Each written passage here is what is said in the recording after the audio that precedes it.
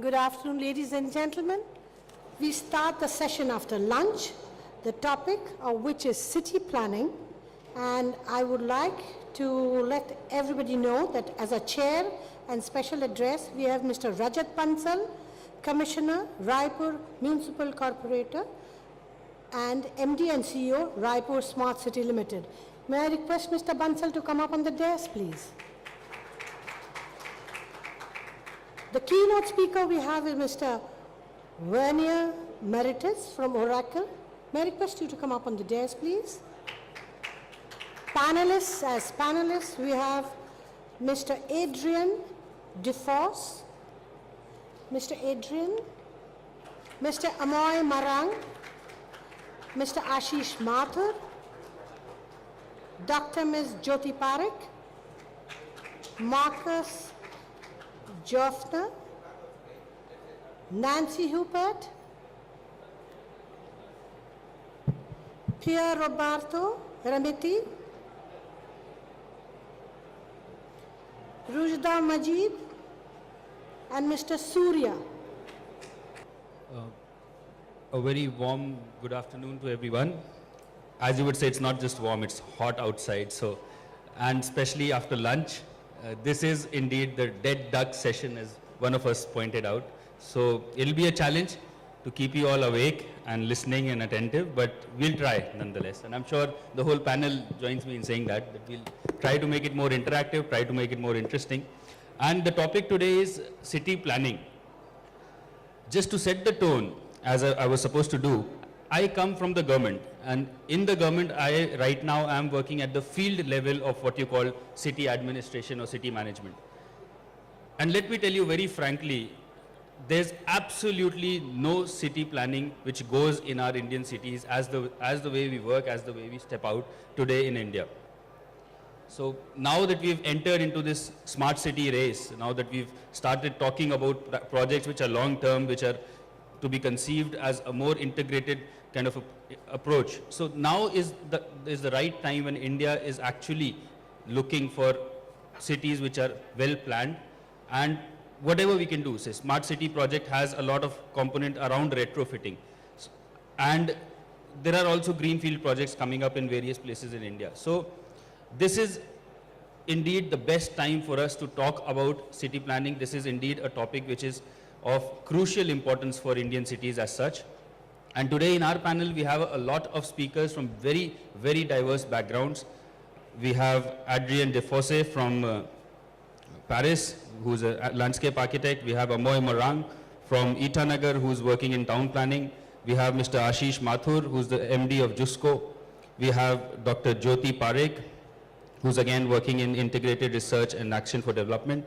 We have Mr. Marcus Jeutner, who's also a research associate. Ms. Nancy Hubert, Sister Cities International Global Envoy. Mr. Pier Roberto Remitti, Team Leader of EU International Urban Cooperation Program. Ms. Rushda Majeed, Institutional Reform and Policy Consultant, India. And Mr. Surya Jeedigunta, CEO of 3P Foundation. So a very diverse group of people are sitting here. To begin the session, I would like to invite Mr. Werner Maritz from Oracle to begin with his keynote address, and then after that I would like to invite each one of the panelists for a talk on 5 to 10 minutes on the topic, which is city planning, and then we can probably take up questions at the end. So Mr. Werner Maritz, please. Thank you.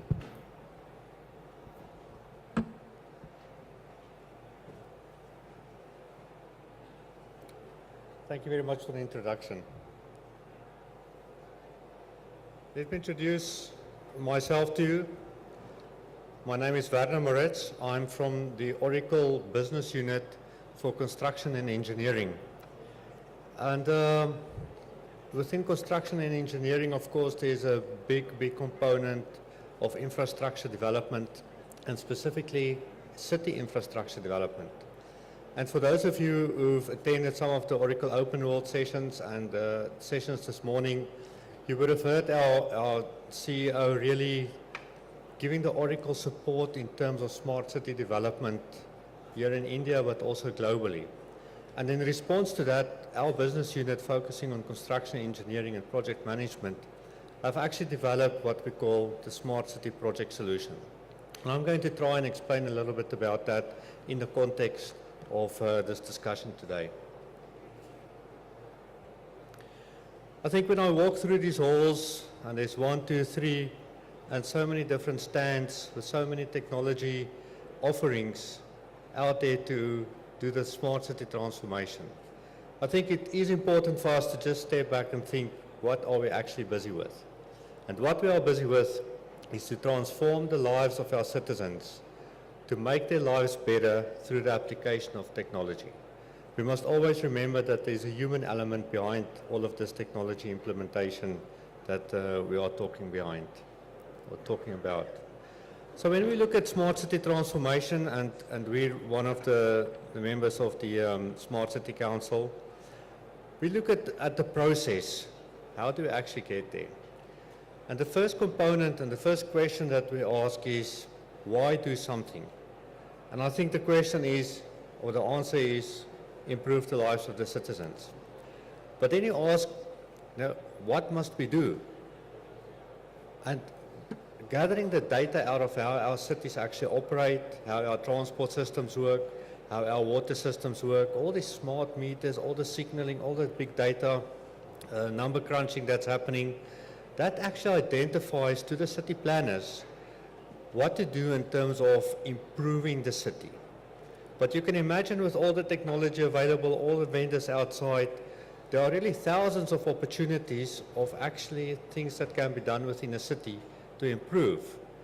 So the question is, how do you keep track of all of those? How do you make sure that that bucket of opportunities actually makes sense in terms of what you do? And then the last component that we look at is, once you've decided what projects to do, what initiatives to implement, the big question is, how do you actually do it? How do you successfully deliver the smart city transformation roadmap that you're on? In a cost-effective manner, in a timely manner, in a manner that actually improves the lives of the citizens. Now, from an Oracle perspective and from everybody at this conference perspective, there's a whole lot of transformation opportunities. And the first question is, how do you create that vision for what you're going to do? How will you make sure that the money being spent, mostly tax money, actually goes towards the improvement of the lives? And if you visit the Oracle booth outside, you will find all these different building blocks of a smart city transformation that can actually happen.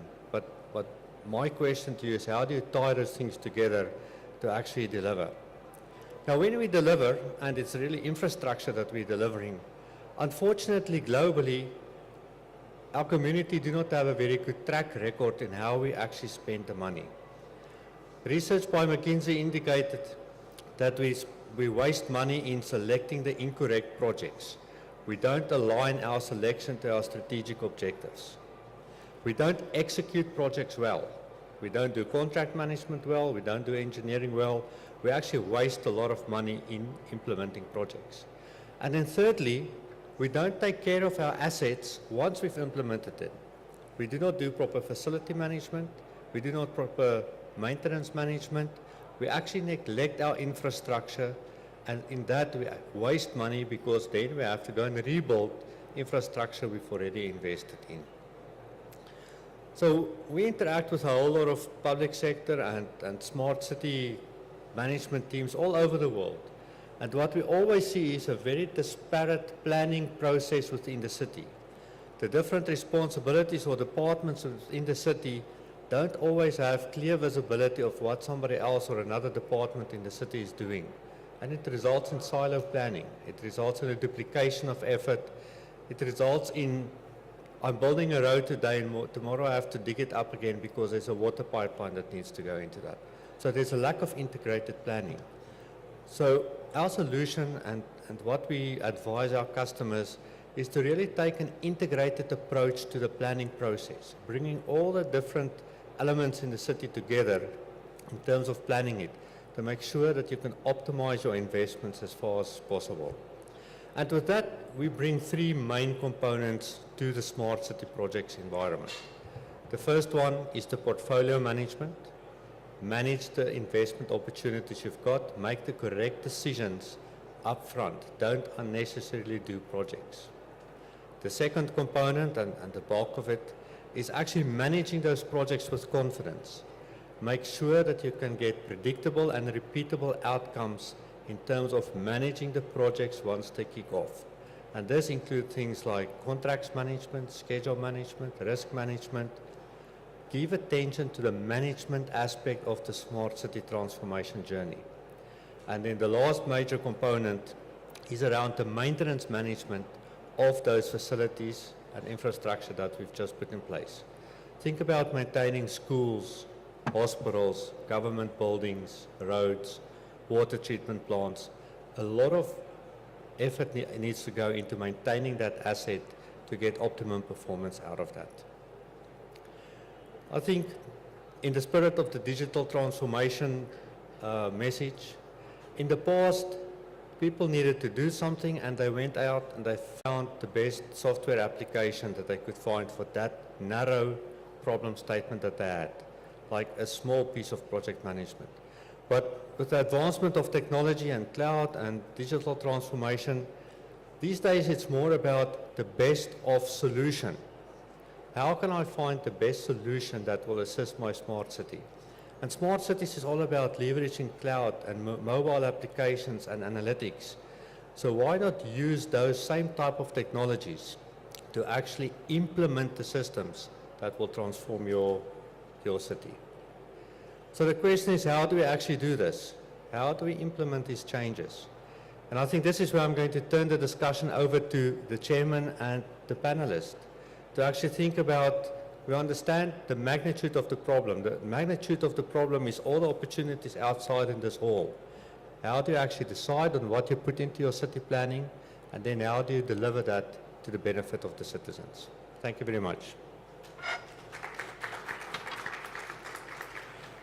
Thank you, Mr. Werner, Maritz. Now I would like to go to our first panelist, Mr. Adrien Defosse. Could you please introduce yourself with one line and then whatever you're comfortable with. Just a short introduction and maybe 5 minutes of whatever you have to control. Hello. My name is Adrien Defosse. I'd like to thank the Smart City Summit and all their partners for the organization of this high-quality summit, who is positioning itself as a way to share experiences about what's happening in this fabulous country that I love, which is India. I'm an landscape designer in France, in Paris, and I have my own studio named Troisieme Paysage, which means the third landscape. I will explain you. Over the past 3 years, we reflect about the Smart City program with Indian partner and French institution. The third landscape is a landscape concept that my studio is applying in all our projects and work.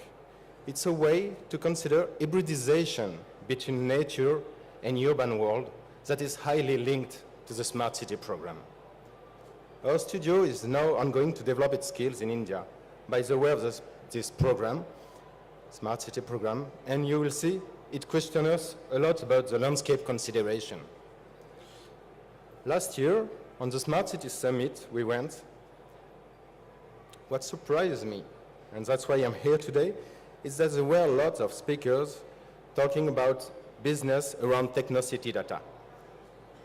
You know, this program is not only technocity data, it's also living spaces. It's the emerged part of the iceberg of data that is important, where we're going to live. It's a way to enhancing life quality in urban areas that will also build a better urban future in India. We will have to accommodate the urbanization plan with the additional neo-urban incoming, about 250 million incoming in the next 30 years. So, our civilization is urban and pushes us to live in the city. It's a fact. This phenomenon will accelerate in the next decades. A prospective vision for tomorrow's city must therefore be committed now by each of us to ensure to succeed. The urban changing must be accompanied by planning and anticipating urban and territorial territorial evolution. Firstly, I just want to remind you the related themes of Smart City program that is validated by the government. Intelligent environment, intelligent urban planning, but also intelligent buildings. How can we think of this fabulous program without thinking about the urban landscape we are going to create, its aesthetics, its context of implementation, and especially its relation to the world and the environment? The Smart City program and the many other projects that will result will address us a picture of ourselves that we have to choose now. But what is landscape? Landscape is linked in a cultural point of view on a limited space of a land, of a country. The landscape is geography, topography, agricultural areas, production areas, valleys, mountains, untouched nature. But it's also urban spaces, roads, public spaces, parks that must be composed in our image that we have to choose. That's why landscape is a multi-factor concept who tends to agglomerate several distinct of contemporary themes: quality, nature, geography. It's also a special reflex of spatial planning policies and even geopolitics. The concept of our studio, the Surya landscape, proposed to combine all this reflection from a new angle that could be an answer to the urban integration of Smart City program.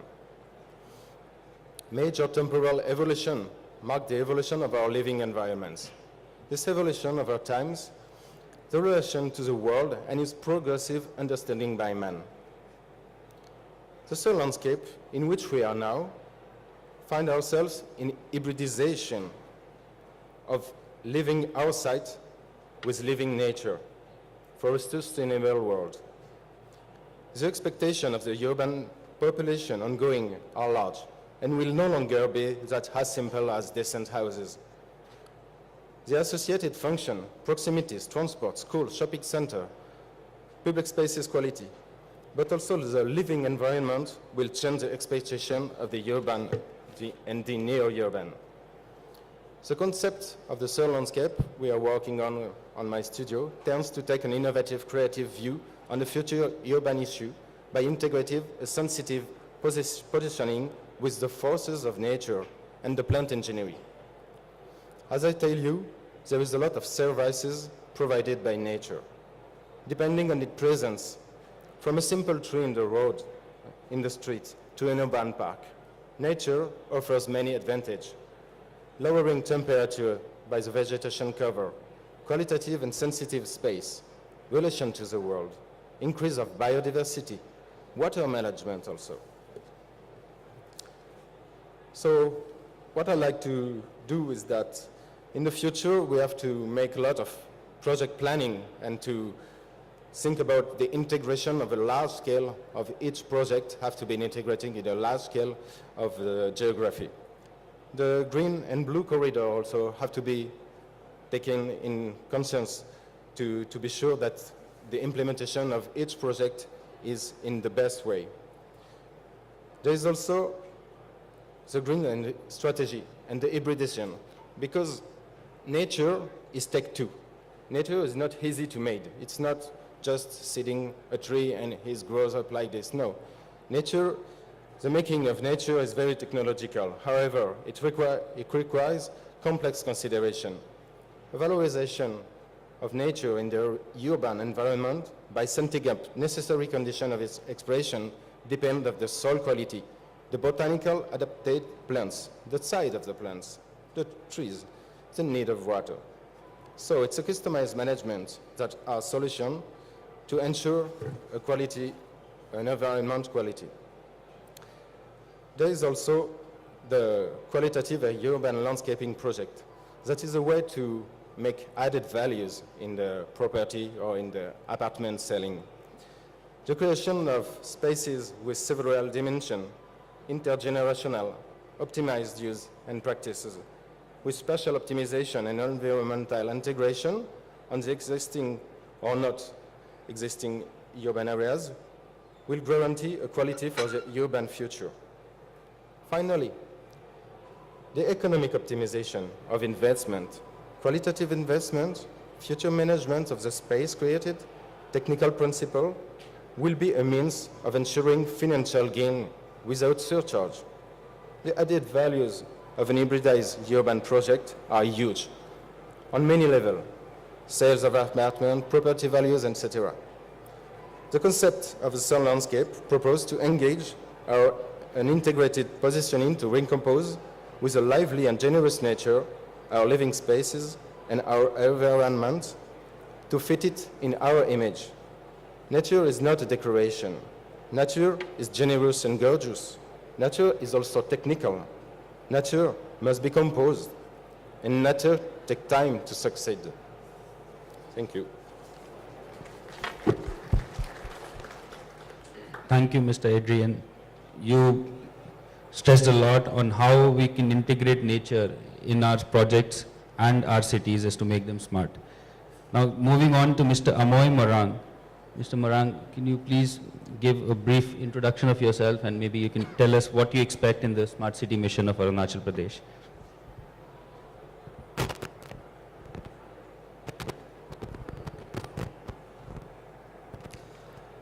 I am Amoy Marang, working in the state government as a director of town planning and urban local bodies.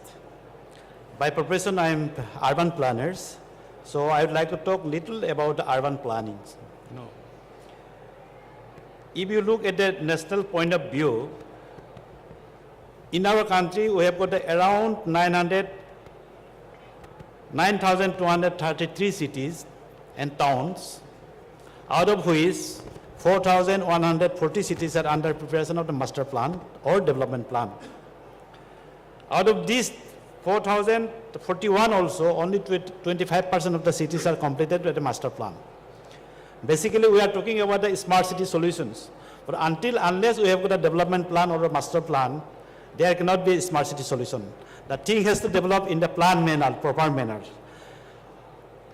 I am from one of the remotest state in the country, eastern part of the country, where population is very less, but geographical area is very big. Arunachal is a state with 85,000 square kilometer of land, with only 15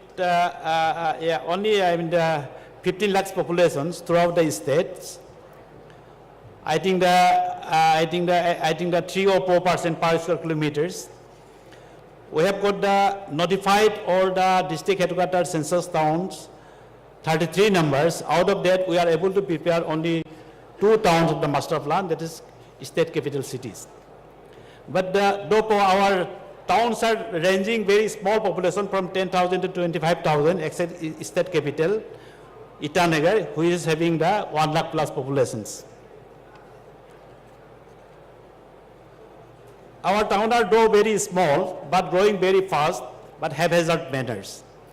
Now, state government is focusing for preparation of master plan or development plan, so that we can, the town will develop in future in the proper manners.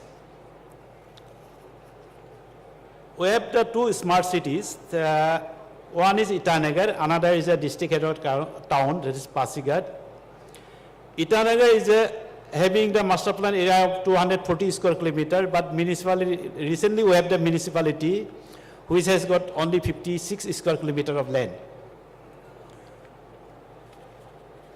There we had some proposals for smart cities.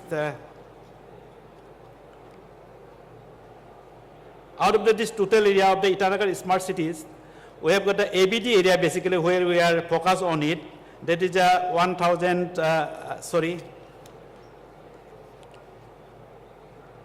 is about 278 acres of land only, where again there is a problem of the planning. There is no proper planning. I think the consultant has developed some master plan or some development plan, how we will go about to have some solutions. Then regarding Paysage, it is a very small town, only 25,000 populations, though it is come under smart city purview. But town is very beautiful, all along this a river called Siang, which come from the China. It is called Sangpo, then to Assam in the Brahmaputra, and fall into Arab Sea. You know, this is a very beautiful town, but the towns are growing very haphazard manner due to lack of the master plan, though state government is initiating. That is why I request, like there is a flagship program of the Prime Minister, like AMRUT. AMRUT is a mandatory, there must be a development plan or master plan for which the government of India is funding. That is not only a compulsory, but not only a mandatory, but it is a compulsory. In the same way, what we have to propose for a smart city also, smart city town also, 109 smart city town also. Master plan must be there with a certain provision from the government of India. It should not make a mandatory, but it should make it compulsory, so that our town can develop very proper way in the futures. I'm the urban planners. I think that I have gone around our country, but most of our small towns and cities are growing very fast, but very, the habitat manner. Which required is, the master plan or development plan, not only to prepare a master plan in the paper, but it has to be enforced. That the state government or the government of India, there must be certain, the act or the bills in the proper way, all should be implemented very proper way, so that all our town and cities in town can be developed as a smart cities. Thank you very much. Thank you, Mr. Marang. Arunachal, indeed, for some of us who've been there, is a unique place in itself. And for those of us who haven't, I would strongly suggest that you should go there to believe what Mr. Marang just said. It's beautiful. Towns are small, but they're really beautiful. Moving on, we'll move to Mr. Ashish Mathur, Managing Director of JUSCO. Mr. Mathur, if you can just give a brief introduction before you begin. Thank you.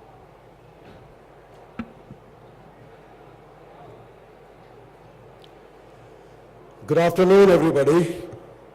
And as I said, that this is the DDS Dead Duck session. And one of the key responsibilities which Chairman had lined out is to how we can make it interesting. So I'm Ashish Mathur. I'm the Managing Director of JUSCO, which is Jamshedpur Utilities and Services Company. And I'm sure that most of the people sitting here would know that Jamshedpur is a city which is traditionally developed and managed by Tata Steel. And on behalf of Tata Steel, we manage that city. And when I point out the city, because I will come to the topic a little later when it comes to city planning, let me first give you a little, because a lot of people have this kind of a thinking that Jamshedpur is a small town which is sitting somewhere in the eastern part of India. Well, it is not really a smart town. 80% of India's B-class cities are essentially the size of Jamshedpur. We're talking about 64 square kilometer area. We're talking about a population which is 1 million plus. We're talking about the road network which extends to almost 560 kilometers, and there are so many statistics. And when I say, because a lot of people, those who come from different parts of the country, if I can say that this is a city which is the greenest city in the country with 38% green cover. It is a city which boasts of a transmission and distribution losses as far as the electrical distribution is concerned, less than 4%, and it is a city where more than 1 million plus population actually drinks water directly from tap. And I'm sure that something that's been going on there is the right thing and something which can be replicated across in many cities. And the fundamental to this is the city planning. Way back, more than 100 years back, there was a letter which was written by the founder group of the Tata Group, Mr. Jamshedji Tata, to his son, Mr. Dorabji Tata, in which he basically gave the whole concept of city planning as the industrialization, basically, in the pre-independence era. Tata Steel was the first experiment when it came to the industrialization of the country. It was the first integrated steel manufacturing plant which was being set up at that point of a time. At that point itself, he wrote to his son and he said that while we are setting up this integrated steel manufacturing facility, we should also think of a city which would have wide roads, which should have open areas for children to go out and play. We should have places for worship like mosques, the churches and the temples. We should have the roads. We should have the green cover of the quick growing varieties. That kind of a concept which was created way back more than 100 years actually is the foundation why the city is still thriving and continuously making its relevance to the citizen even in changing environment. Now, this is where the concept of city planning actually comes in. And this is where I would want everybody's attention. What is city planning at the end of the day? Our chairman of the session started the session by making a very correct statement that India's cities do not really have city planning. Well, I would agree and disagree both with him.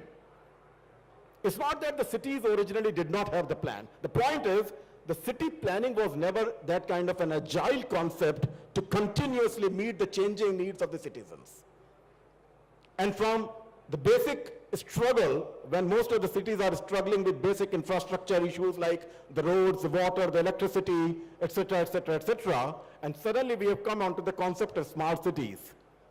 And a lot of people are asking these questions, if I'm not able to meet my fundamental requirements as a citizen, what are we talking about smart cities? It's like, like I'm aiming for 100% marks, and somebody is hoping that at least I would get to somewhere at 75% kind of a score. To that extent, to create a vision and to create an aspiration, the concept of smart city is fine. But what is going wrong, in my view, is that the whole concept of smartness is being clubbed with digitalization. And this is where I think we are going grossly wrong.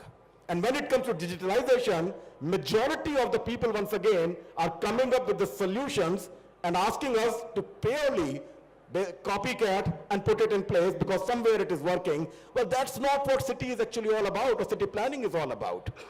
Every city has got a soul. Every city has got a unique concept of infrastructure in its place. Every city has got unique needs. And therefore, the smartness is all about finding the right solution for that city at that point of a time. Smartness or smart city concepts have to be developed to meet that need. And of course, extrapolate it so that the coming generation can also think of that, okay, fine, our predecessors did leave something behind and we are living in a healthy environment. And I'm telling you some of the examples that we did in Jamshedpur. For example, when it comes to water, and everybody knows that the water resources are very limited, we are, as a country, 1/6 of the population in the world with 1% of the drinkable water available to us. We can think of what is going to happen tomorrow and what kind of a legacy are we going to leave behind unless we take corrective steps today when it comes to city planning. So we did a very strange experiment in Jamshedpur. Fortunately, we are the Municipal Corporation of Jamshedpur as well, and we have the liberty to do some experiments when it comes to city planning. So I and my team conceived of an idea because we have the largest cover, green cover, and we need a lot of water for irrigation and other purposes.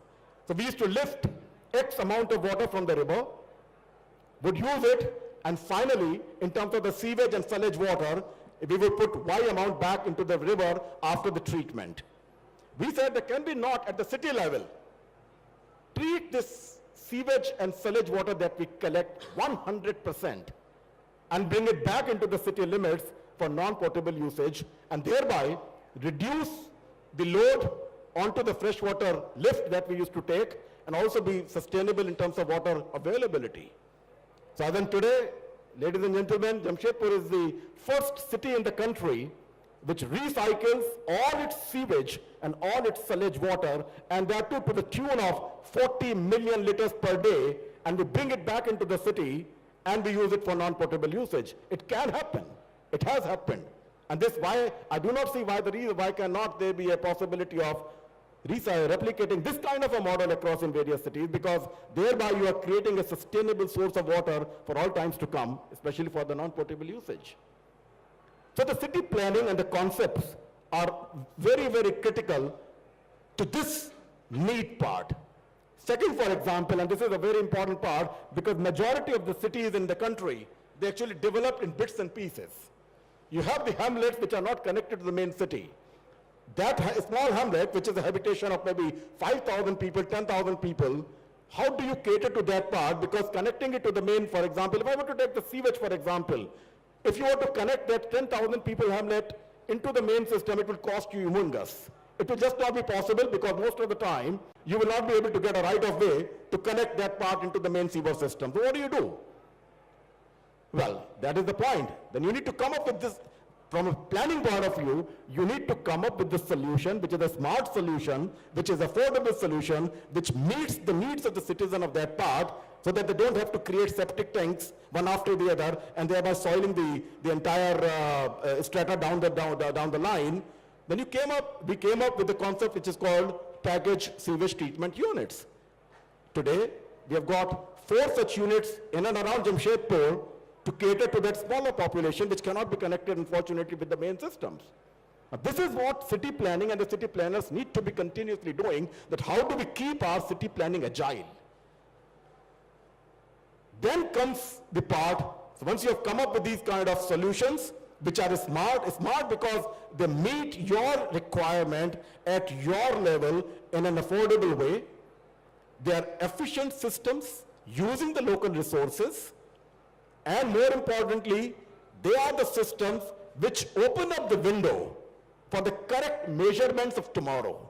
Because once you start measuring what you do, you can start thinking of improving upon, and thereby bring in the concept like digitalization, or IoT, for example, the Internet of Things, using the technology. And that's where I think, instead of jumping straight away to the IoT part, or jumping straight away to the digitalization part, it is very important for the city planners to start thinking in concept of finding the solutions to meet the basic needs. In terms of IoT, for example, along with our group company, Tata Communications Limited, Jamshedpur is India's first city which has got the complete LoRaWAN network already implemented in the city. We are coming to a concept where the entire city will actually be managed from sitting in a hall, like a factory environment. The whole concept of integrated command center is being implemented as we speak today. The measurement, the electricity measurement, the water measurement, all of these things is what we are trying to bring in terms of using the LoRaWAN technology into the manage. So these are the kind of events, these are the kind of challenges, these are the kind of ways we need to look at if we are talking about city planning, making it agile enough to meet the changing needs of the requirement, making it agile enough to meet the requirements of all types of citizens, right from old people to the young, to people middle-aged, because every one of that group has got a different kind of requirement. Is my city planning agile enough to meet all of that? Or is my city planning is not as good as I want to be? So ladies and gentlemen, I can only say that खुदा ने आज तक उस कौम की हालत नहीं बदली, खुदा ने आज तक उस कौम की हालत नहीं बदली, ना हो जिसे ख्याल खुद अपनी हालत के बदलने का. Thank you so much.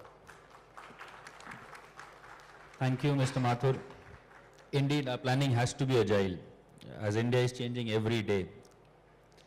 Next panelist, we move on to Dr. Jyoti Parikh, ma'am. Dr. Parikh, if you can give a brief introduction of yourself before you start speaking. Thank you.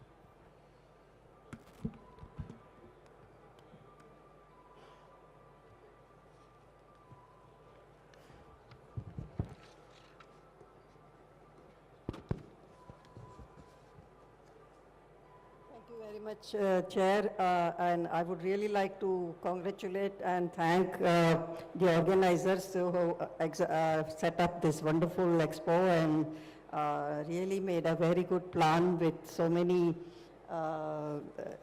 good thinkers about city planners. City planning are called in the various sessions. I would like to bring some attention to the climate change issue that now all cities will have to factor. Every now and then, every decade, something or the other, new challenges come up, and we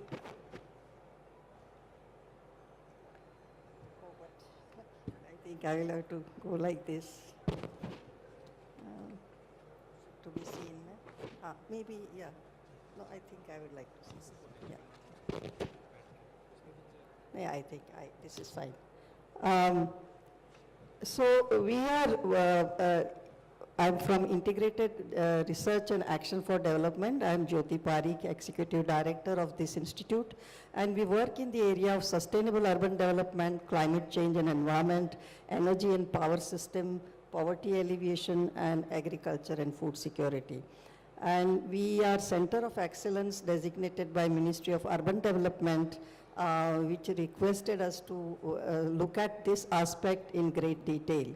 And we have worked by now in 32 cities and 19 states of India, and with various projects of urban development and several other sponsors. We have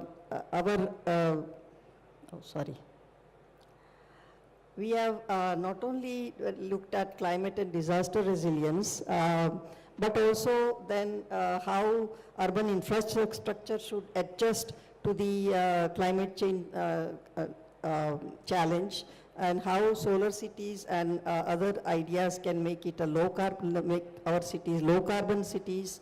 Air pollution and health issues have to be addressed, and that we do for Ministry of Environment and Forest, Climate, Health and Cities, work we are doing for Department of Science and Technology. We are also looking at heat wave alert, and as you know, we have all come in very hot weather today, and how to do early warning systems of heat alerts and also dengue. What we try to do is how to understand.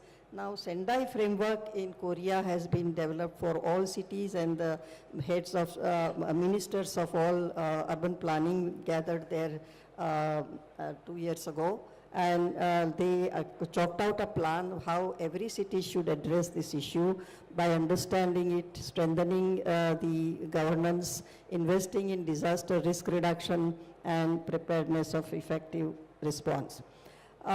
We look at Sendai framework in Korea decided to look at disaster risk reduction strategies and how to meet that, and made a 2000 plan till 2030. At IRADe, Integrated Research and Action for Development, IRADe, we have come up with a framework where H stands for Higgs, we call it. H is for hazard. So what kind of hazard does a city face? How frequently the drought comes, floods or cyclones, and extreme temperatures, extreme precipitation leading to flood-like inundation. So these were mapped across for 50 years to decide which are the most frequent hazards. Then I stands for infrastructure, and each infrastructure like water supply, sewerage, solid waste management, stormwater drainages have to be ready, transportation links have to be such that they should function, and power sector has to be online when it's needed, and housing should be such that it can face all these. Governance institutions also should be participatory and transparent. And socioeconomic indicators also define the Higgs framework, which talks about sustainable framework. Vulnerability profiling of cities we have done for many, many cities, and we have come up with a book also for 20 cities selected from 14 states. Basically, we found that a drought out of 20 cities, the first column is Y means yes, and it affects almost 17 cities out of 20. And flooding affects almost all except one or two. Landslides, some of them, and so on. Cyclones are some of them. So depending upon, and heat wave, of course, all of them except one, and so on. So these have to be prepared for, and no smart city can be without a disaster management climate resilience plan, because it leads to billions of rupees of losses, as we have seen in the case of Srinagar and also in case of Chennai, how these disasters take over the cities for days to come and weeks sometimes, including loss of lives. So we need to prepare GIS maps and vulnerability assessment matrix and disaster timelines, and we could see which cities are suffering from what kind of disaster, what kind of climate challenges, and how to be prepared for that. And Srinagar was predicted earlier itself to be very much flood resistant, flood responsive city. And even before everything happened, we had felt that this city is sitting in a very dangerous path. Vulnerability indicators we have developed for all cities, and our key observations were that we should look at, along with the scientific knowledge, also indigenous knowledge, and reduce community vulnerability to environmental hazards, and also prepare databases and natural resource management plan with strong governance and institutional framework. We have prepared city reports for each city, and that I just showed you, and they are scattered in north, south, east, west, and they are shown in different colors. The eastern cities are this. Now, as I mentioned, we prepare also GIS maps, and here you can see flood-prone areas in Ahmedabad and how much populated they are, and what kind of cities, facilities, public facilities are there, maybe hospitals, schools. So you should be prepared that schools are in vulnerable locations, hospitals are in these zones, and so on. So, and how are the low-lying areas? We prepare digital alleviation maps and check which are the low-lying areas which are likely to be flooded, and how much also is able to be to predict with how much water, how much area will be under submergence. So vulnerable low-lying catchment area of Srinagar, we had pointed it out much before things happened there, and similar thing we had also done for Chennai. Guwahati also is vulnerable with Brahmaputra floods, and Shillong because of its geography, and so on. We have done work with directly with the Ahmedabad City Municipal Corporation, Guwahati City.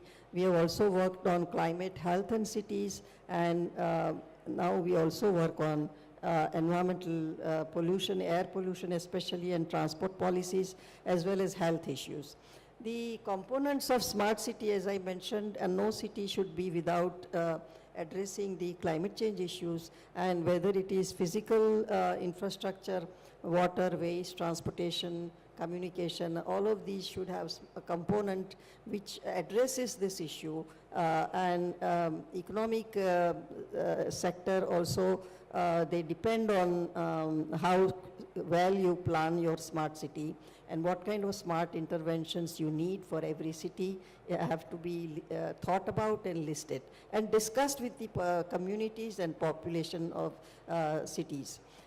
City governance has to be very alert, and e-governance can really help in this kind of situation. Service delivery mechanisms, if they are IT oriented, they also can help in great way. Security and emergency services, public participation, etc. Education, health, cultural, recreation, all these issues make it more possible for people to understand what is the issue in their, for their cities. And green and open spaces always help in such situations. So with these kind of studies, city level studies, and also discussions with the city governing bodies of various types, we have tried to inculcate the idea of smart city that also cares for resilience, climate resilience, and also provides low carbon infrastructure. And so efficient natural resource management, ecosystem-based development, and better coordination among cities.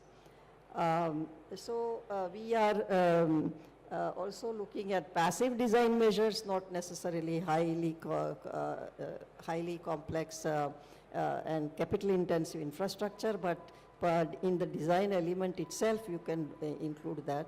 And this way, we hope that smart cities can override any problem that can come along.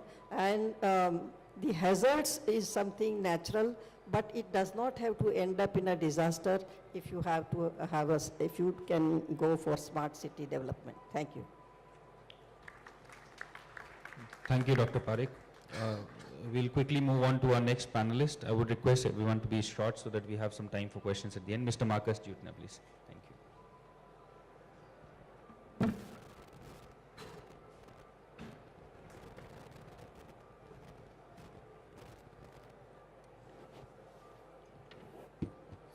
Good afternoon, ladies and gentlemen. Thanks for having me here to share ideas about cities of tomorrow, smart cities.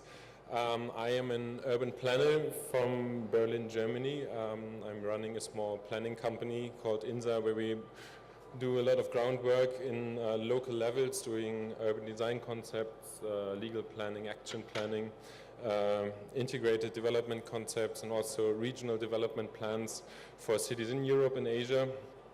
And I'm also research associate at the University of Technology at the Institute for Urban and Regional Planning in Berlin, where we founded the Smart City platform that is monitoring and developing ideas of smart cities, and is pretty much a platform to share ideas and knowledge and experience in the field of smart city. And what we are facing is that the smart city as it is proposed is not visible in any place of the world. There are very few concepts where you really see and feel what a smart city is. The main reason might be that smart city is often understood as a concept where you just collect solutions and put it in the urban environment. The problem is that they are often not linked. What's the basic idea of smart cities? The link of data sets, of infrastructures, of functions to create an overall picture of a city and to make it more efficient and streamline it. So often you have the feeling that solutions are proposed and implemented, and the problem they have to tackle is developed afterwards. So the missing links between smart city solutions as we see them today is one of the main issues why there is no smart city worldwide. What we are always proposing is that smart city has to be a more holistic concept, and a holistic approach that is able to link infrastructure planning and in socioeconomic development to create livable spaces worldwide.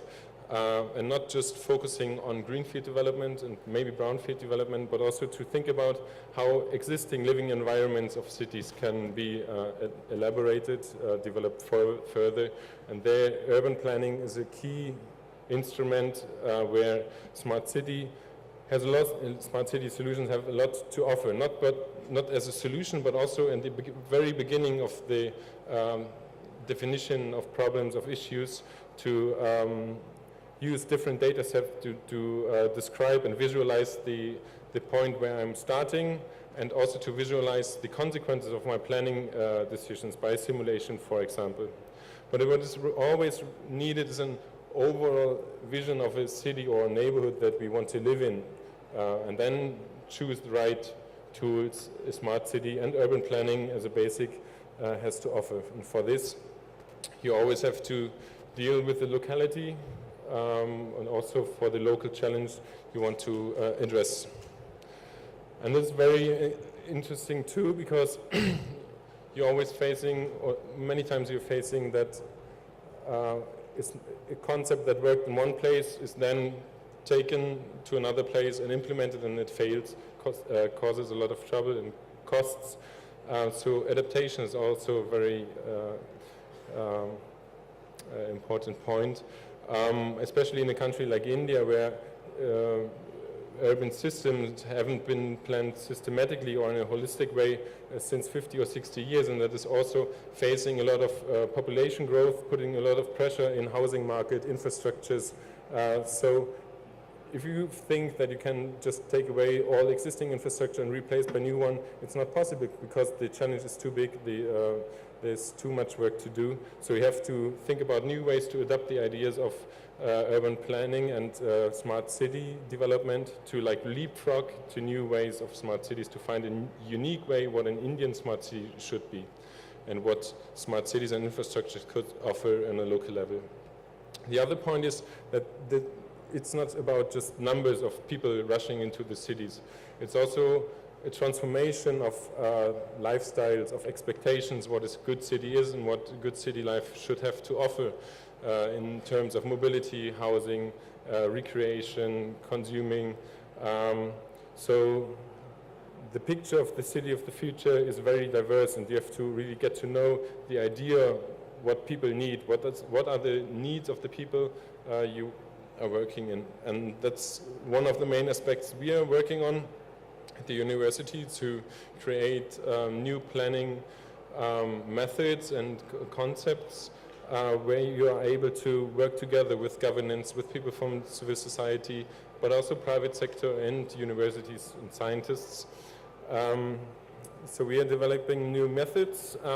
We are applying methods from product development that's called urban design thinking, putting in the urban context, we're calling it urban design thinking, where we engaging citizens not at the end when the solution is already developed, but also in the very beginning with the definition of the main issues and challenges, and then involve them in the concept and in the process of project development. We've been doing this in several German cities, focusing on issues of urban logistics in neighborhoods, but also on how to integrate migrants' perspectives on urban development, or the digitization of Wolfsburg, the city of Wolfsburg, focusing there especially on mobility, housing, and energy systems. And now we are looking forward for new connections in India, to apply our set of tools here and to develop it further with in mind of the Indian context and cultural differences.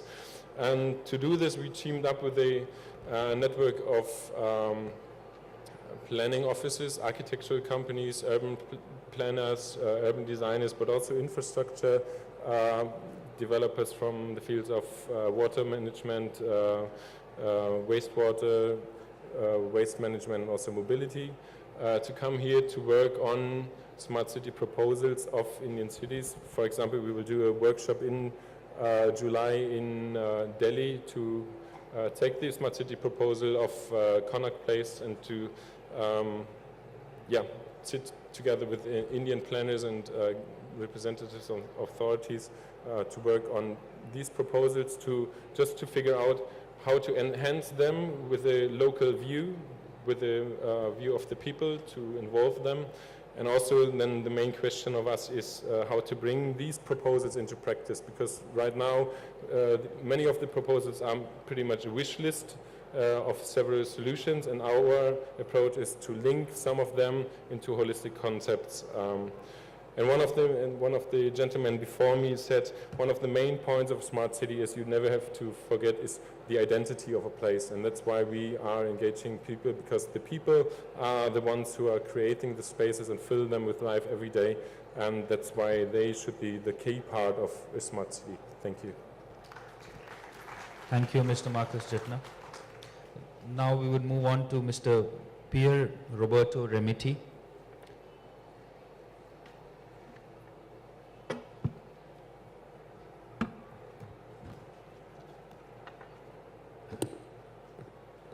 Good afternoon. Thank you, Mr. Chairman, for this important opportunity to share with you some thinking about city planning. My name is Pier Roberto Remitti. I'm from Italy originally, but I'm really in India based since a few months, since December. I'm relatively new to India because I'm running an European program, an European project on city planning. There is my flag somewhere, the European Union flag here. Okay. This program is called International Urban Cooperation. It will foster city-to-city cooperation for planning. In some concrete words, we will put together European cities which have a relevant, good, effective background on city planning, together with Indian cities. And they will work together for 2 years and a half, 3 years, in creation of two kinds of plan, of city planning. One is called local action plans, and it's about urban development. And the other one is called climate action plan. We have seen something similar from the lady a few minutes before. And those climate action plans are slightly different from that because we are integrating not only the adaptation aspects for climate change, so not only resilience, but also the mitigation aspects, as well as the approach to energy, access to energy, which is very relevant issue in India, because it seems that 30% of your population still don't have access to energy, to electricity or whatever. So this kind of action planning is integrating all three aspects. But this is what we are doing in next 2 years, so I'm not boring you with this. Let's say that what is important for this discussion today, the key word of our action planning, of our city planning next 2 years, in cooperation between European Union cities, will be again, once again, the key word as introduced by the Oracle speaker, so integrated approach to planning, to city planning. I would spend a few minutes with you trying to share our thinking on what does it mean integrated approach to action planning, because maybe it's something very clear to some of us, but maybe it's not like that. As for the planning situation, I would say that it was very interesting to learn from our chairman, the Commissioner of Raipur, that there is no city planning in India. I will have opportunity to test this in the next 2 years. In my country, in Europe, the situation is quite different. I would say that most of the cities have city planning. Either this situation is very different from northern countries to southern countries in Europe, because northern countries are planning at city level since a very long time. There's a long tradition on that, but different is in the southern country like Italy, my country, where city planning is something happening really since a few tens of years, not very much more. And we are not yet really capable, according to my experience, to plan in an integrated way. We are maybe understanding now what does it mean. So in my view, integration means that there are two different entities, maybe, okay, a plurality, 2, 3 more, I don't know how many. There is a plurality of different entities, and there is a process through which those entities are coming something different, one third thing.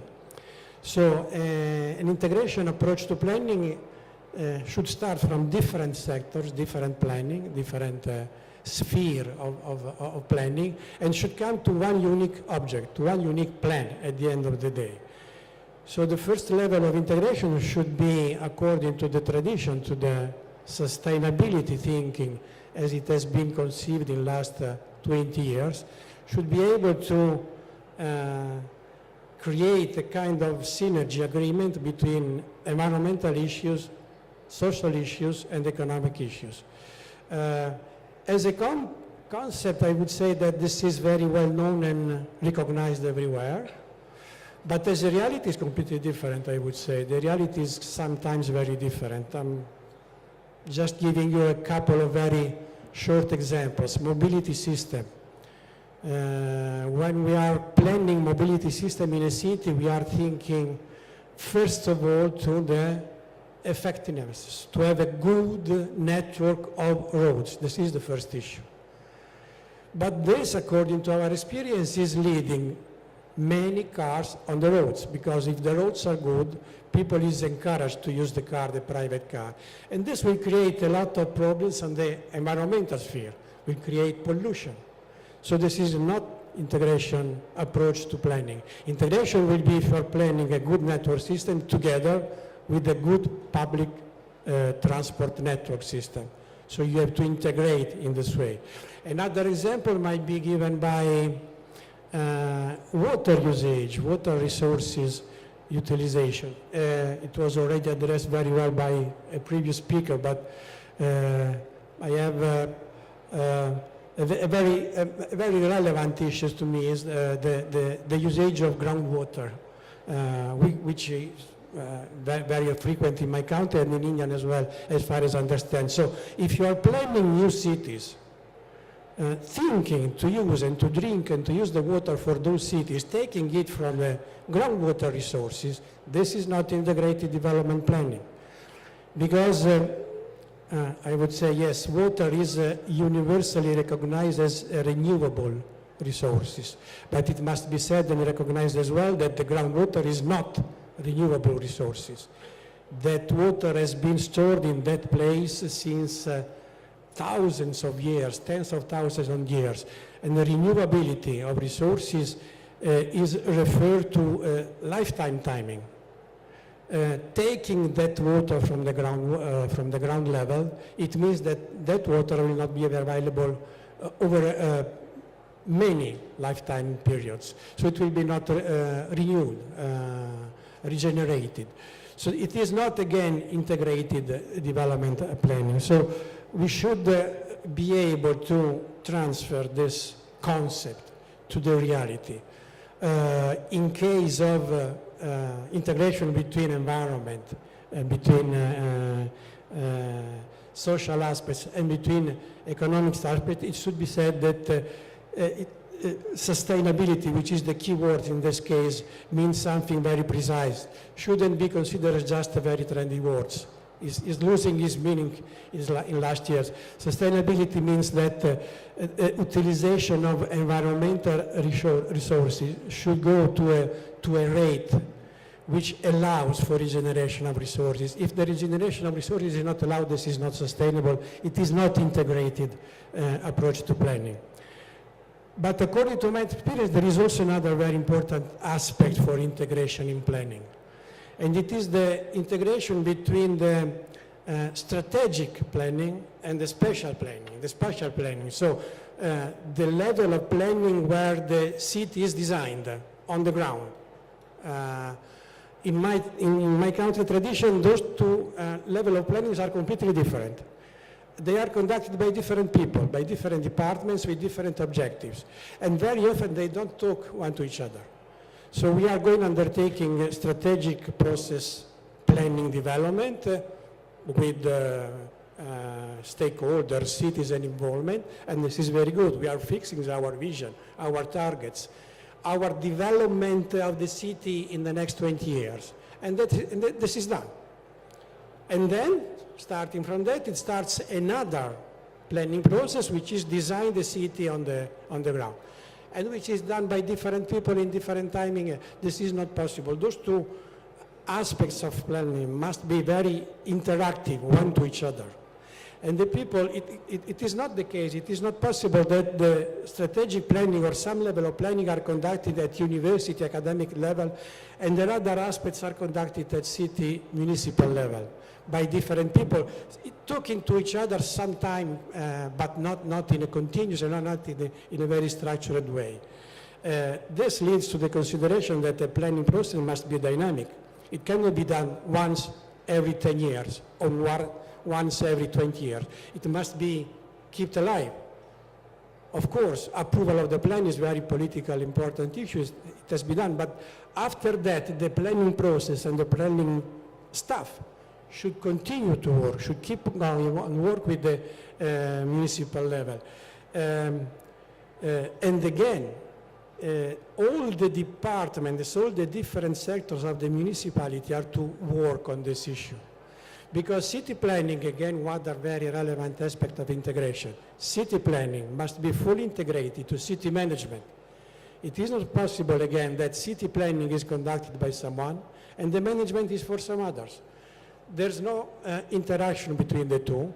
It means that the management aspects will be not considered in the planning fully as it deserves to consider. We have a lot of examples in Italy, for instance, of very well planned water management system for some cities which are not working at all. After 2-3 years, they've been closed off because maybe it was not clarified who does what, who has to manage it, in which way, with what money. So some aspects for management are still very much ingrained in the planning process. They cannot be separated, they cannot be conducted later. So that's it. This is the very, I would say, shallow thinking as for now about integration of planning and integrated approach to planning. This is the approach I will propose to the Indian and the European cities working well, hopefully working well in next 2 years. Thanks a lot for my. Thank you, Mr. Pier. Now moving on to Ms. Rushda Majeed.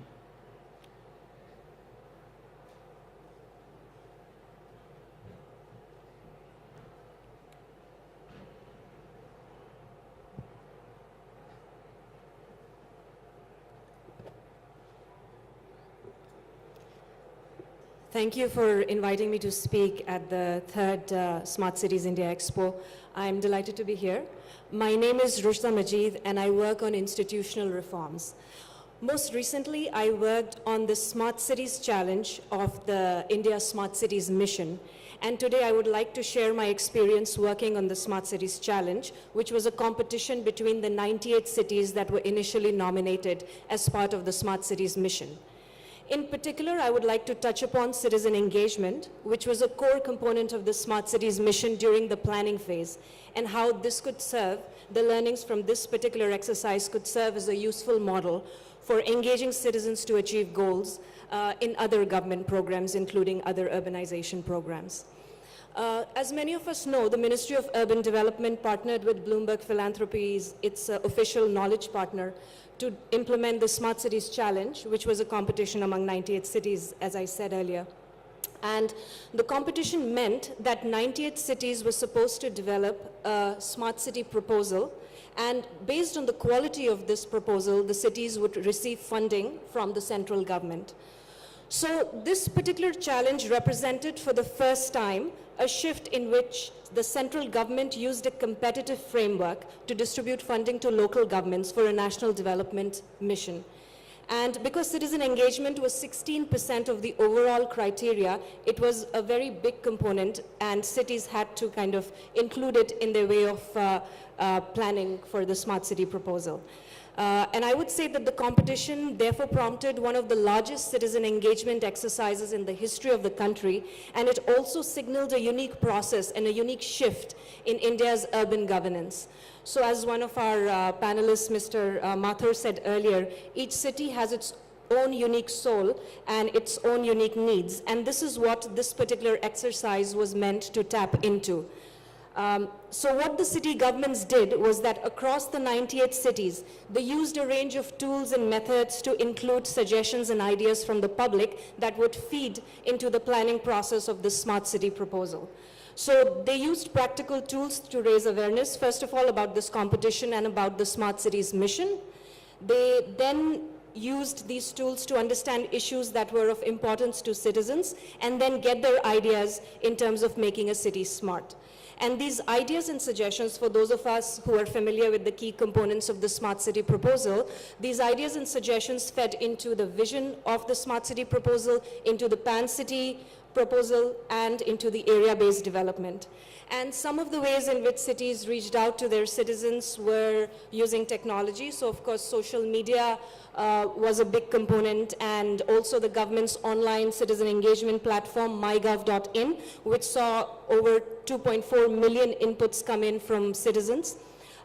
Cities also used traditional methods such as television and radio, and also ward meetings and household surveys and so on, to be able to speak to citizens within their communities.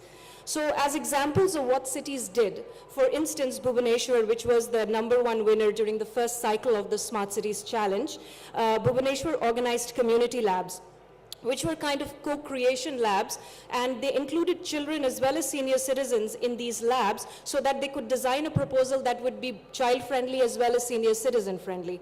Udaipur, for instance, held more than 300 workshops with citizen groups, with traders association, with tourist associations, and so on. Kochi set up meetings with economically weaker communities using self-help groups, and Devangari held ward meetings in all its 41 wards. So cities really tried and made efforts to reach out to their citizens. And overall, according to government estimates, 15 million people were reached through this process. And as I mentioned earlier, 2.4 million were through the MyGov platform. So in terms of the whole exercise that played out over the course of 4 months, what did we learn? First of all, we learned, and most municipal leaders say this also, that they agreed that these activities were triggered by the structure and incentives that were embedded within the Smart Cities Challenge, because 16% of the overall evaluation score was citizen engagement.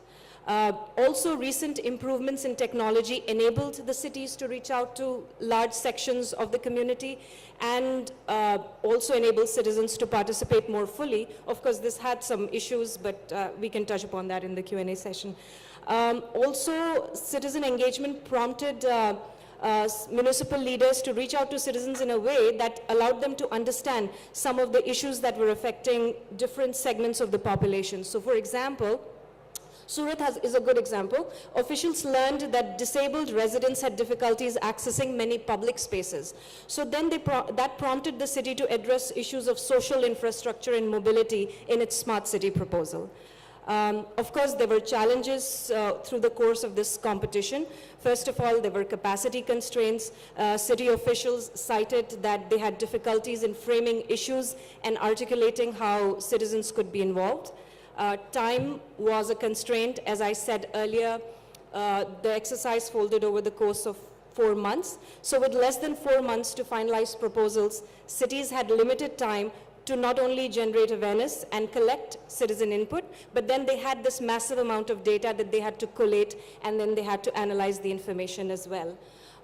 Yet, I believe that the methods that were employed by the winning cities hold key lessons in terms of how residents engage with local governments. And this has a potential to transform, moving forward, Indian cities and how they are able to incorporate and include citizen input into both city planning and then, of course, implementation of these plans. So, what does the scale and level of citizen engagement during the Smart Cities Challenge tell us about the discourse of participation in Indian cities? So, a few key things. First of all, it shows that the government played an active role, for sure, in facilitating greater citizen participation at the local level through a competitive process. And this has immense potential for other government programs as well to improve developmental outcomes. Second is that city governments reached out to citizens in large numbers, but not only that, citizens responded. So what that means is there is a willingness on the part of citizens to engage on local issues. As we know, because the exercise lasted for only a very short amount of time, now there is a need to move forward and institutionalize this participation, build local capacity, and bolster accountability mechanisms within city governments. As Dr. Jyoti Parikh pointed out, that institutions should be participatory and they should also be transparent. And finally, moving forward, it would be critical to design these processes that can be socially inclusive and could more fully involve disadvantaged groups. So in conclusion, I would like to say that smart cities, particularly the ones nominated through the Smart Cities mission, have the opportunity to learn from and build upon some of the work that they've already done during the Smart Cities planning process and carry it forward into the implementation phase. Thank you. Thank you, Ms. Rushda. We'll move on to Mr. Surya Jeedigunta, CEO of 3P Foundation, and probably we'll have 5-10 minutes of questions before we close. Good afternoon, everyone. As our chair said, speaking after lunch is quite challenging, and being one of the last speakers is even more challenging because most of the speakers have already covered a lot of concepts. But I will try to be, short and make it interesting. My name is Surya Jeedigunta. I run a foundation called 3P Foundation. 3P stands for peace, progress, and prosperity. All three cities need. So it's a think tank, and we focus on three main activities. One is organizational building, institutional building of the smart cities, special purpose vehicles. Each of these smart cities are run by SPVs. So we work on the capacity building of these SPVs. Second, project management unit. All the smart cities, they're going to have series of projects, and we need expertise on the project management side.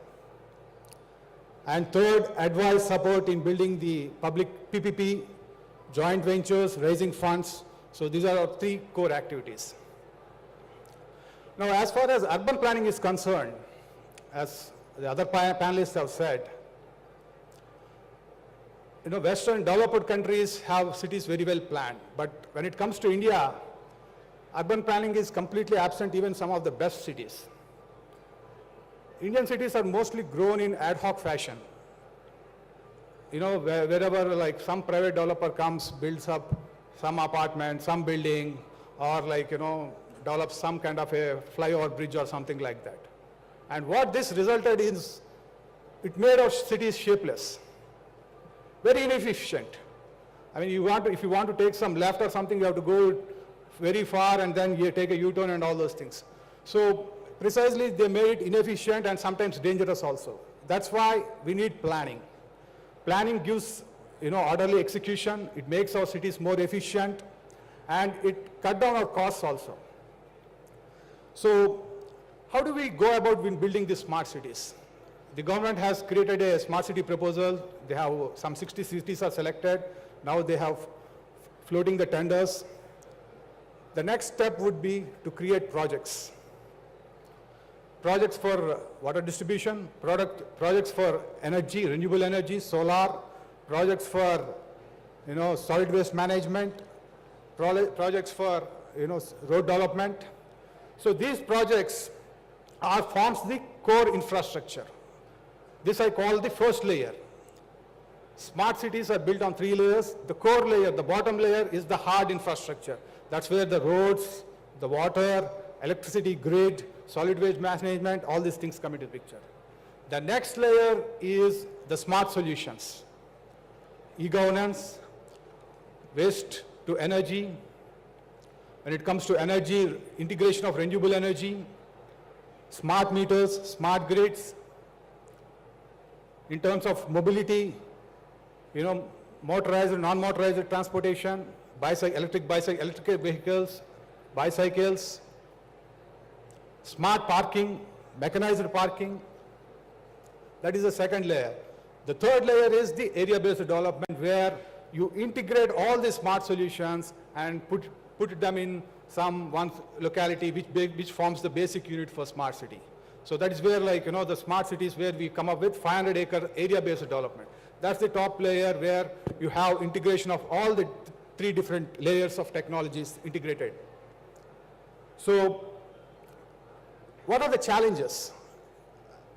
Now we understand what we need to do, but what are the challenges? The challenges are retrofitting the existing cities to make them smart. I mean, we already have the cities built in, the infrastructure is already in place. How are we going to put these smart solutions in these existing legacy cities to make them smart? For example, most of the cities, we have water grid, water distribution system, but it's isolated and it's in patches, it works in patches. So how do you integrate all these different distribution networks and make them efficient? Similarly, financing. In the morning session, some corporator has asked, all these solutions are great, but who is going to fund them? How are you going to finance it? They are running into losses. And this is where I think our cities, our administration needs to be more efficient. We need to run them as businesses, make them sustainable, make them viable, make them accountable. And clearly, we need to be, we need to benchmark ourselves with other cities, other best cities, and increase our capacity, do more with less. And that is where the smartness will come into the picture. The other important thing is branding the cities. I mean, you go to New York, people wear, I love New York. When we talk about Paris, the first thing that comes to the mind is romance. Similarly, we need to brand our Indian cities. I mean, India has some fantastic diversity in cities. Like, you are in Delhi. Delhi is all about power. I come from a city called Hyderabad, and anybody wants to become chief minister or money, they come to Delhi. So Delhi stands for power. Mumbai, dreams, city of dreams, right? Similarly, Hyderabad, the first thing that comes is biryani. But I think we need to move beyond biryani because Hyderabad offers much more than biryani. So it's very, very important that we brand the cities. And what it does is, when we brand the cities, it changes from a location to a destination. It attracts tourists. It brings revenue. It creates new jobs. So it's very, very important that we start branding the cities, understand how to brand them, and involve citizens in the branding of the cities. And I would like to kind of, give some clues in terms of like, what is the basic unit of a smart city, smart building? Let me tell you, just for 5 kilometers or 6 kilometers from this place, we have Indira Paryavaran Bhavan, which is a platinum rated building. It's a net zero building where they don't consume any power from outside. It's internally generated and internally consumed. And it's very, very important that we do that kind of smart buildings across all our smart cities. And the advantage of smart cities is it's going to address the most pressing needs, which is the infrastructure, the traffic issues, the water issues, the power issues, and also gives us the opportunity to, win some greatest opportunities. For example, renewable energy. It will be the greatest job creator, right? 100 gigawatts of renewable solar and 65 gigawatts of wind by 2022. Similarly, electric vehicles. This is going to create lots of jobs. Energy storage, that's a $1 trillion opportunity. I think this gives us an opportunity where we can play into all these big markets. So with these words, I would like to conclude that I'm very optimistic about smart cities, and I think this mission is going to go stronger by every year. And what I would like to see is some new trends introduced in all of the smart cities, like smart buildings, electric vehicles, some kind of a service level agreements by utilities where they assure 99.99% of power to all the cities. And last but not the least, let's create jobs and hire urban architects and landscaping experts. Some of them are here. We should take advantage. Okay, with these words, thank you. I'm looking forward for the panel discussion and participation. Thank you. Thank you, Mr. Surya. Technically, our time is up, but since we started 10 to 15 minutes late, we'll have a round of discussion. We can take some questions from the audience. If there are any questions, if you can direct it to a particular speaker, it will be great.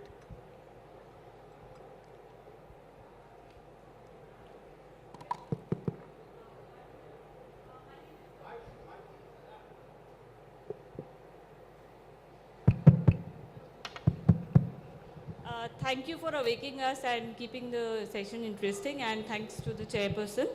My name is Hina Zia. I work with GBCI, which is the certification arm of lead rating systems. First question is to Mr. Ashish Mathur, JUSCO. So my question is, since I'm not very much aware of, I have not personally visited Jamshedpur, so how do you cope up with the urban sprawl and increased population infrastructure pressures, which will be sort of a learning for other cities? And second question to you, the arsenic problem of water, which is leading to massive increase in cancer patients, especially in Jharkhand and Bihar. Do you have a solution which is workable? And the third question for the Nagar, how do you balance between ecological, environmental and economic parameters while planning? Because in the context of Arunachal, because that presents the extreme challenging situation, that how do you balance? You want economic development, but there are so many ecological and environmental constraints. Mr. Mathur, please. Interesting. So how do you want to go? I think we can go in the reverse order. So Nagar can go first. Mr. Marang, would you like to answer the one, how do you balance ecological constraints with the smart city requirement?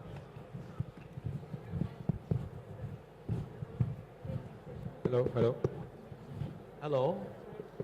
balancing economy and environment, Arunachal is a state having 83% of the forest cover. Itanagar is a very beautiful state along the hillside. In fact, see the smart city funding ratio is 50-50 with a convergent proposal. We have got a proposal of around 1,200 crores or something for the project period of the smart city Itanagar, and 50% will be funded by the government of India, 50% from the state government or the under conversion scheme and some other sources. That I don't think, in terms of populations, it is a 1 lakh plus only, basically 96,000 population as per 2011 census. Now it is, I think, gone to 1,50,000, something like that. So we have got the advantage due to less population. If you compare the other, smart cities town where having the, million plus population or something close like that. So we have got the ABD area of about 278 square, acres. Out of this fund, I think that we are able to manage to have a smart solution, smart city development under ABD for both retrofitting and redevelopment. Thank you. Mr. Mathur, please. I think that the two questions that you asked about Jamshedpur and Jharkhand, of course, because the first is related to, or the second question is related to the water quality, the arsenic in the water. I think it's a very, very relevant question, and there are a lot of studies, continuous research is being done on that part of it.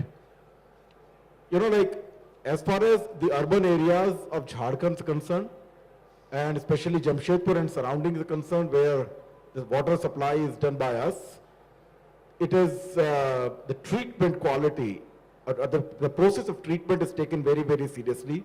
We typically do not allow anybody, at least in the area that is commanded by us, to do the bore wells. And it is not really done by way of, because we as JUSCO do not have administrative power. So it's not that we go out and we can probably penalize anybody for putting a bore well together. The way we have gone out, and is one of, I think one of the panelists did connect with that one, is by way of community connect.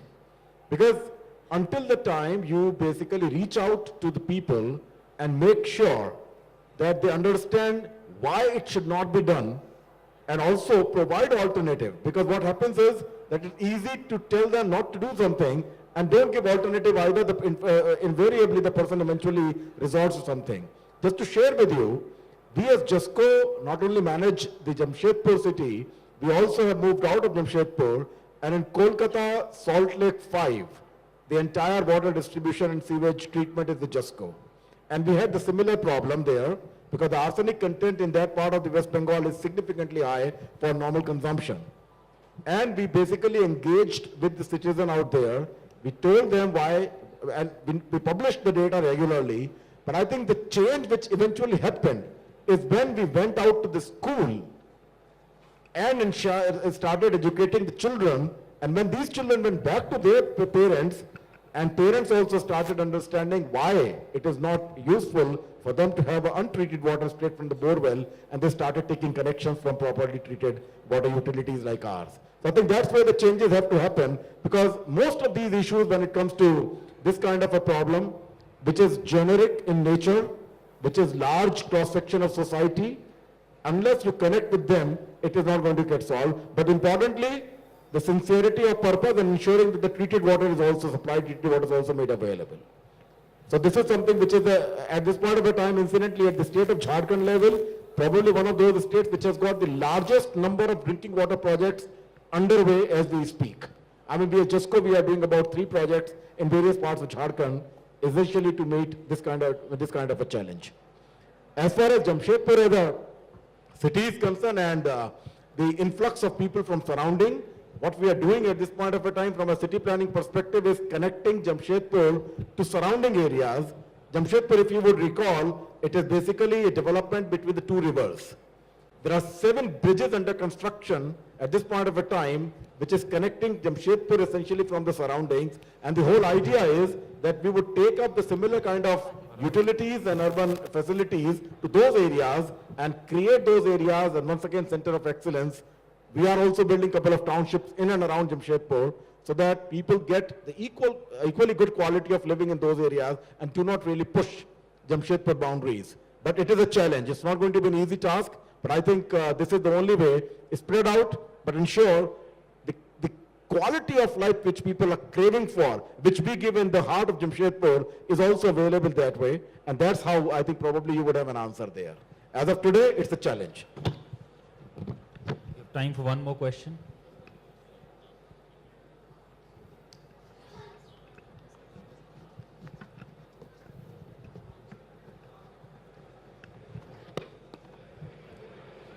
So, no questions, so I would... Okay. Please. I want to thank each one of you for a very good presentation. My question is for Dr. Parikh. When you were speaking, I was looking at your report on 20 cities where you made the vulnerability mapping, and one of the city which I see is Haridwar. So my question to you is that, all these plans of course look very nice on paper, but when it comes to actual implementation, what has been your experience? I think the awareness is still growing, and I did some work for United Nations where I visited personally 6 cities and how they are doing city disaster management plans and whether some people are aware of it. So they do go through this exercise, and many times involving people, but sometimes not involving people. Sometimes they involve certain agencies which have to act. But I think the more the involvement and also more the follow-up afterwards, and it should be on everybody's desk, and that was not the case. Many times you find it that it's done, but some people are aware, but not all. There should be a way to mobilize the whole community in terms of whenever this any climate disaster can happen, and we did see that sometimes we have managed it well, like in the case of Orissa cyclone, but most of the time, even the Vizag cyclone, even the newly built airport was on the floor. So things were not as implemented. So implementation aspect that you are also inquiring is still not there. We are in the first step, we are crossing the hurdle of making it, and then making people aware, and then implementing it. And also one should take regular exercise of checking up and doing mock exercises that many people do in the West. I was in the World Bank office, and suddenly there is a earthquake kind of a signal, and we all had to go down 19 floors. So people do that, and that sort of thing is missing still. But for first step is to make it, and that is a little bit going better. Thank you. Thank you, Dr. Parikh. Now, just to sum up the entire session that we had since the last 90 minutes, as I had told earlier, we have a very, very diverse group of panelists here. Mr. Werner Maritz, who started by giving us the keynote address, told us as to how important the technological element in making a smart city is, and gave us a challenge as to how we as smart city leaders can utilize companies like Oracle better. Moving on, we met Mr. Adrien Defosse, who was, based on his background of landscape, he underlined the importance of how important nature is in planning of smart buildings, smart projects, and then taking it forward to make smart cities. Mr. Amoy Marang brought his unique experience from Arunachal Pradesh and told us how they are trying hard to balance the ecological elements along with the smart city requirements in Arunachal. Mr. Ashish Mathur shared his experience of JUSCO, and most importantly focused on the agility of urban planning, which I believe is the core for Indian cities. Dr. Parikh brought an interesting element of climate change into the planning atmosphere of cities, which I believe is very, very important today. Mr. Jeutner brought his own exposure and in inclusive housing and stressed on how important it plays a role in developing of and planning of smart cities. Mr. Pier, Roberto, Remitti told us as to how important the integration of different elements of planning is and how crucial it is to make the city plan sustainable. We can make plans, but to make them sustainable is a key challenge for us. Ms. Rushda, Majeed, I'm a personal fan of the Smart City Challenge. I believe the success that we have, whatever success we've had in smart cities till now, is because of the challenge and because of the designing that has gone in the challenge. It has somehow been successful in making people own up the city. So she shared that experience, which I believe is very important for our smart cities mission. Mr. Surya focused on smart grids, smart energy, and how firms like his can help us make our cities smart. So I would extend a very, very warm thank you to all our panelists and our key speaker. And with this, we close this session. Thank you. Before we break for tea, I would like to request our chairperson to present a token of our appreciation to all the speakers, sir. Can I request you to give a memento to our speaker, Mr. Werner, our keynote speaker?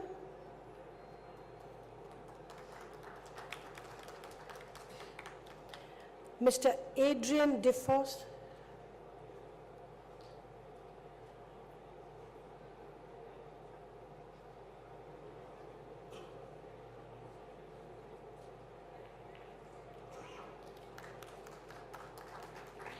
Mr. Amoy Marang.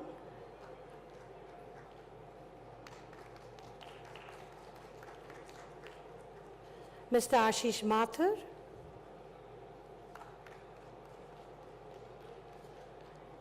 Dr. Jyoti Parikh.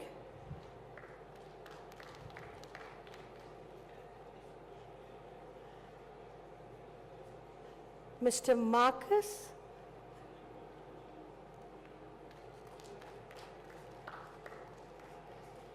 Mr. Pier Roberto.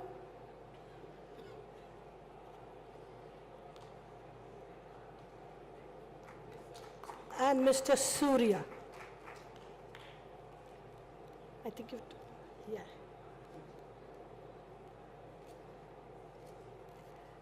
Ms. Rajta Majeed.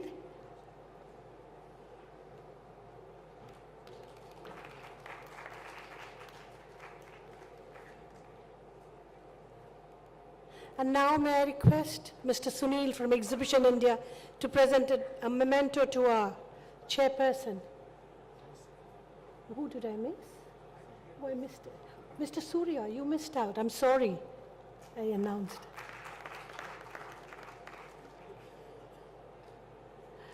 Mr. Sunil, may I request you to present a memento to esteemed chairperson.